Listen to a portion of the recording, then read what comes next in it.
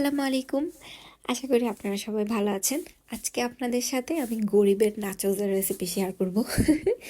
এটা গরিবের নাচোস বলার কারণ হচ্ছে যে মেইন নাচোসটা ওখানে যে সসটা ইউজ করা হয় ওইটার মধ্যে হচ্ছে চিজ ইউজ করা হয়, যে চিজটা আমাদের বাসায় সবসময় অ্যাভেলেবেল থাকে না।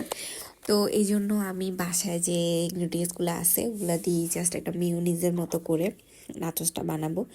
তো প্রথমে হচ্ছে এই যে নাচোসের জন্য যে ডোটা, ওই ডোটা রেডি করতেছি। ময়দার মধ্যে হালকা একটু কর্নফ্লাওয়ার, লবণ, তেল আর পানি দিয়ে একদম এখানে একটা ডো বানাই নিব আমরা পরোটার মতো করে।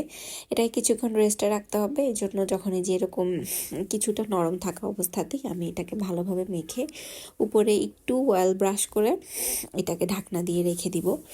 আপনারা আধা ঘন্টা 1 ঘন্টার মতো রেখে দিতে পারেন, তাহলে এটা একটু ভালোভাবে রেস্ট হবে। আর পাশেই আমি চিকেনটা ম্যারিনেট করে রাখছি। এখানে আমি প্রথমে চিকেনের ব্রেস্ট পিস দিয়ে এটার মধ্যে আদা রসুন বাটা দিয়ে, তারপরে হচ্ছে লবণ, হলুদ, মরিচ, দারুচিনি গুঁড়া, আপনার ধনিয়া গুঁড়া, জিরা গুঁড়া, মানে বাসায় যা আছে সব কিছুই, গোলমরিচের গুঁড়া, এরপরে হচ্ছে আপনার সয়া সস, টমেটো সস, এগুলা দিয়ে আপনি এটাকে ভালোভাবে মেখে নিয়ে একটু কর্নফ্লাওয়ার দিবেন। কর্নফ্লাওয়ার দিয়ে এটাকেও কিছুক্ষণের জন্য রেস্টে রেখে দিবেন। চিকেনটা হচ্ছে আপনারা যতক্ষণ পর্যন্ত ম্যারিনেট করবেন তত বেশি এটার মশলাটা ভিতরে অবজার্ভ হবে আর এটা খেতে বেশি মজা লাগবে। এখান দিয়ে চিকেনটা ম্যারিনেট হতে হতে আমি আমার নাচোসের চিপসটা বানাই ফেলতেছি। নাচোসের চিপসটা হচ্ছে এখানে জাস্ট সিম্পল। এখানে আমার পরোটাটা একটু বিশ্রী লাগতেছে, কিন্তু পরেরগুলো খুব সুন্দর হয়েছিল। যেটা দেখাইতে গেছি ওইটাই বাজে হয়েছে। যাই হোক, নেভার মাইন্ড।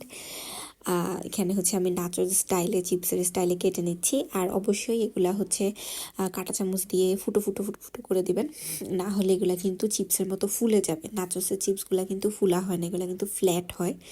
এই যে দেখতেছেন, এগুলা এত বেশি মুচমুচে করে ভাজা যাবে না, জাস্ট হালকা একটু ভাজি হবে, মানে জাস্ট একটু কালারটা চেঞ্জ হবে। এগুলো যেহেতু পাতলা, এগুলো এত বেশি ভাজা লাগে না।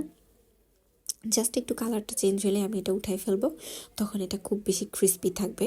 মানে আমি এটার ক্রিস্পের সাউন্ডটা আপনাদেরকে শোনাবো, একদমই ক্রিস্পি জিনিসটা। আর এটা খেতেও, খালি খালি খেতে অনেক মজা।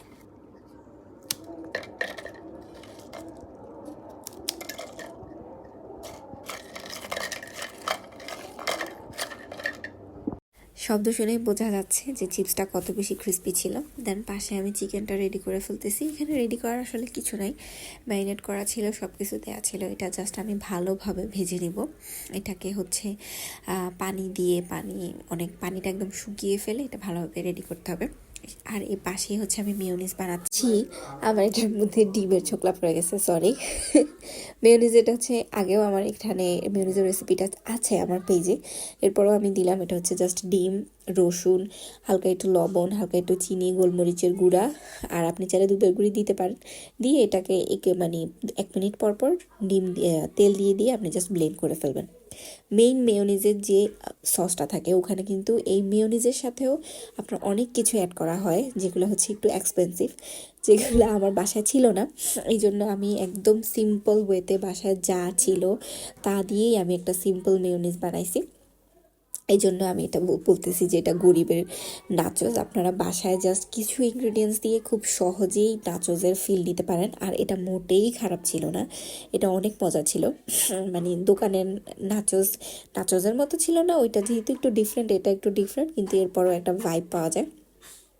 আমি তো বাসায় এরকম কয়েকদিনই বানাই খাইছি। আর আমার বাসার সবাই এটা খুব বেশি পছন্দ করে, বিশেষ করে আমার ছোটো মেয়ে, সরি আমার তো মেয়ে একজনই। ও এটা খুব পছন্দ করে। আর আমাদের ভিডিও যদি ভালো লাগে আমাদের পেজটাকে অবশ্যই লাইক, শেয়ার এন্ড সাবস্ক্রাইব করে দিবেন। আর আপনারা বাসায় ট্রাই করে আমাকে অবশ্যই জানাবেন যে কেমন লাগবে আমার এই রেসিপি। আল্লাহ হাফেজ।